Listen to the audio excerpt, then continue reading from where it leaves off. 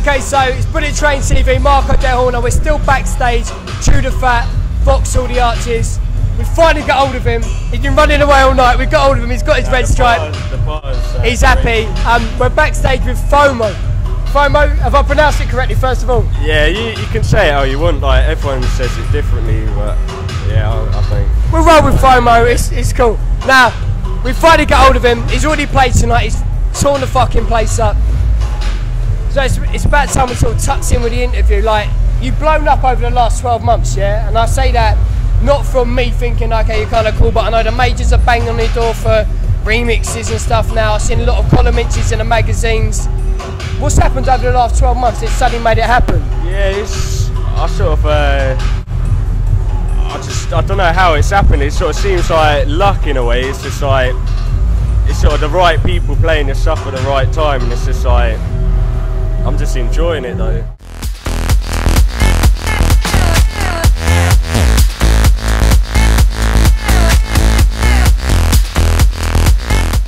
So, you say that Armand Van Helden's playing it, so from making records in your bedroom and that, who do you then send them to? I mean, is it a case of you send it to like Mastercraft and he's passed it to Armand Van Helden? How does it work? Yeah, it's, I've never spoke to Armand Van Helden. I just don't know how the tracks even get to him. So it's like, you know that there's a lot of things going on backstage, like things you don't know about, people passing tracks around. So it's just like wicked to have like support from people that you'd never think you'd get support from. Nah, true. I mean, like, it's good that Armand's playing it, but true say you probably sent it to Mastercraft, yeah? Yeah. Armand should have spent his £1.29 and got to people, innit?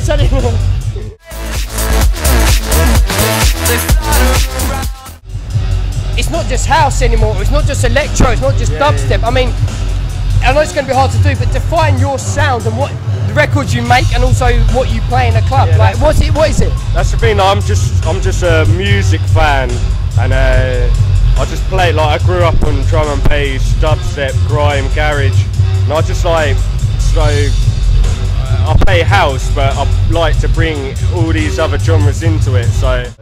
So would you say that house, like, well, I say if I come to see Foamo, I pay my 20 quid, I come to the club, I come to see Foamo, it's around a house tempo. House is a basis and anything happens after that. Yeah, it's just like, it's normally a 4x4 beat, house speed, and then like anything after that goes.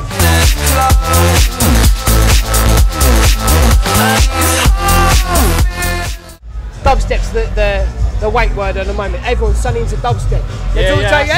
And you get it. So you tell me what you think dubstep is and how it fits into your sets and what you think of it. Like, I don't know, like, I sort of don't like to think about like genres sort of being like, you know, you call that genre that, like you make that genre. Like, I sort of first got into dubstep a few years ago, and it's like, it's so underground then, and it weren't really like what it's now. Like now people go to a dubstep rave and they're all jumping about to it.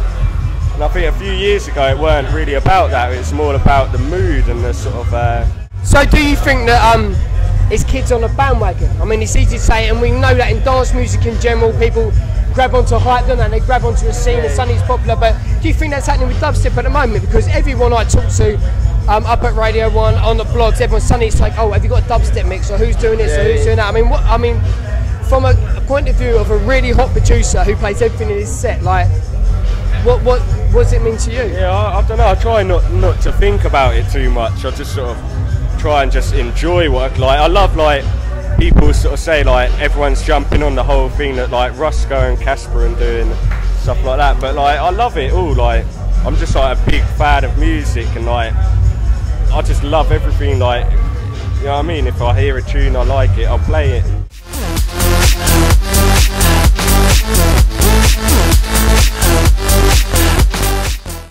It all comes back to music with you. You're a fan of music, and it's a case of I don't care. You come and see Foamo, and it doesn't matter what's hot at the moment or whatever. You're going to play 40 records, 50 records, 60 records, whatever. You're going to play what you're feeling at the moment and what's going to rock a crowd. Yeah, definitely. Like, I sort of don't care like what trends are in at the moment.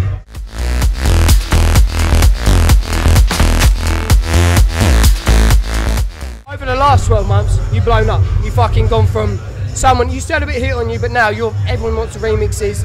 What are we going to expect in the next 12 months? What's going on now? I'm still making tunes in my bedroom, still like on a... Where's your bedroom? I know where your bedroom. Where's your bedroom? It's in High Wycombe. High Wycombe, it's off the M25. 25 minutes, it's hot, it's hot. It's a bit of a shit town, to be honest. Quickly, they'll like to know, what was the full-time job beforehand? Was there a...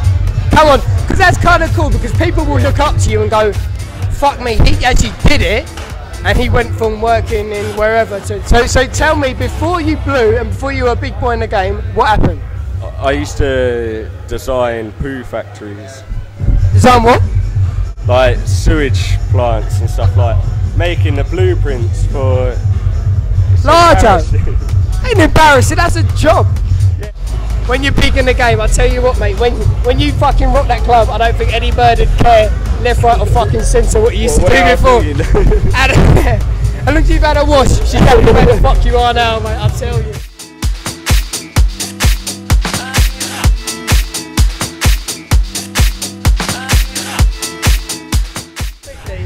I tried to book you for my label launch party, and you are a resident at Chew the Fat. Yeah. I can't. No one else can book you in London. So Chew the Fat must mean something to you. So like, why are you a resident down here and we can't book you? I just love the night. Like, look at tonight. Tonight's a fucking wicked night. They book the right acts. Really, like, I think like there's a little bit for everyone. Like, you got from Titsworth to Duke Dumont, and it's sort of like. Just good music. That's it, it's just good music.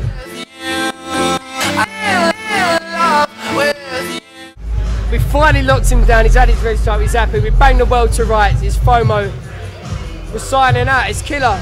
And what's the date today? Do you know the date today?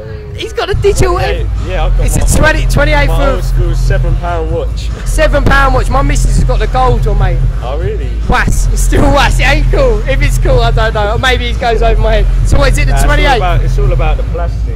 Yeah, it's the 28th. So it's the 28th of March 2009. If you don't know about these kids, 28th of March 2010, everyone will fucking know about him. It's Foamo, Chew the Fat, signing out. Boss.